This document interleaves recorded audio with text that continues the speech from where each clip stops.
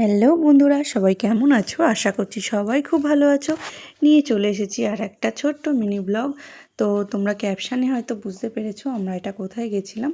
হ্যাঁ, আগের দিন দেখলে আমরা ট্রেন থেকে নেমেছি। তো ট্রেন থেকে নেমে আমাদের এই টোটোওয়ালা কাকু দাঁড়িয়েছিলেন স্টেশনেই। তো ওনার টোটোতে করেই আমরা উঠে পড়েছিলাম। আর যখন নেমেছি না স্টেশনে কোনো লোকজন তেমন নেই, কয়েকজন লোকজন ছিল। তখন রাত 8:30 বাজে। আর গ্রামের দিকে আমরা যখন আসলাম দেখতেই পারলে পুরো গ্রামটা মানে অন্ধকার ছিল, কোনো লোকজন নেই। মানে অ্যাকচুয়ালি এখানে এনারা খুব অনেক ভোরে যেহেতু ওঠেন, তো এই জন্য অনেক তাড়াতাড়ি এখানে শুয়ে পড়ে। তো এই সোনাঝুরি যেটা দেখলে এই লজটাতেই আমরা এখানে ছিলাম। এই লজটি খুবই সুন্দর। চারিদিকটা দেখো কতটা সবুজে ঘেরা। তো সকালে উঠে যখন আমরা বেরোলাম আমাদের টোটোওয়ালা দাদা চলে এসেছিলেন। তো তখনই আমি একটুখানি এই ভিডিওটা করে নিচ্ছিলাম। ভীষণ ভালো লাগছিল। ওই দূর পর্যন্ত না এদের লজের পুরো এরিয়াটা, অত দূর আর যায়নি। তো যাই হোক, সেখান থেকে আমরা পাশেই ছিল এই রামকৃষ্ণ মিশন, এখানেই প্রথম আমরা আসলাম, ঠাকুরের দর্শন পেলাম। পেয়ে আমরা তারপরে আস্তে আস্তে বিভিন্ন জায়গায় চলে যাব। এখানে দেখতে পাচ্ছ সমস্ত রকম ঠাকুরের ছবি দেয়া আছে।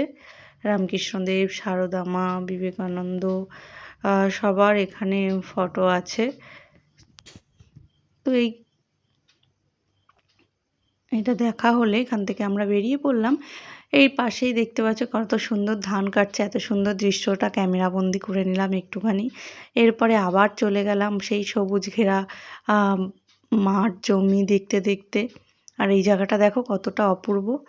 ঘুরতে ঘুরতে একটু খিদে পেয়ে গেছিলো, নিয়েছিলাম আমরা পেটাই পরোটা, আর সাথে ছিল এই ঘুগনি। আর সাথে ওই যে দেখছো ওটা কিন্তু রসগজা বলে ওখানকার লোকেরা। তো যাই হোক, খেয়ে নিয়ে আবার আমরা উঠে পড়লাম টোটোতে। এটা একটা নদী ছিল।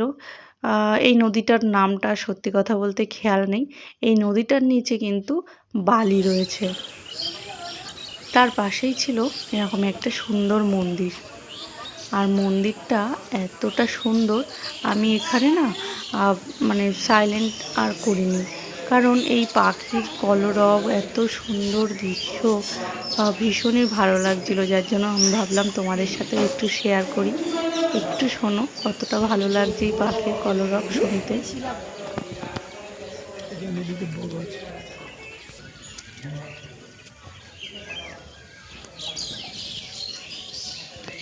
মনে হচ্ছিল এখানে বসেই আমরা সারাদিনটা কাটিয়ে দিতে পারবো, এতটা সুন্দর ছিল এই জায়গাটা। এরকম একটা সুন্দর নদী, ফুরফুরে হাওয়া দিচ্ছিল, ওয়েদারটাও বেশ সুন্দর ছিল। কারণ আমরা যেদিন গেছি সেদিন রাতের বেলায়, আমরা যাওয়ার আগেই বৃষ্টি হয়েছিল, সেদিন সকালে বৃষ্টি হয়েছিল। কিন্তু যাই হোক, ওই জন্য ওয়েদারটা ঠান্ডা ছিল। এটা হচ্ছে রাধাকৃষ্ণ মন্দির, কতটা সুন্দর দেখলে। আর এই যে দেখতে পাচ্ছ এখানে, এটা কিন্তু এই মন্দিরেরই ভোগ তৈরি হচ্ছে, এই সাজানো রয়েছে, এগুলো হচ্ছে বালুশাহী। আর এই পাশেই ছিল এরম একটা সুন্দর মাটির বাড়ি। এখানে না বহু মাটির বাড়ি আছে, খুব সুন্দর সুন্দর, বেশ ভালো লাগছিল। যাই হোক, এই ভিডিওটা এই পর্যন্তই ছিল। তোমরা সবাই ভিডিওটা দেখো, সাপোর্ট করো, আর সবাই খুব ভালো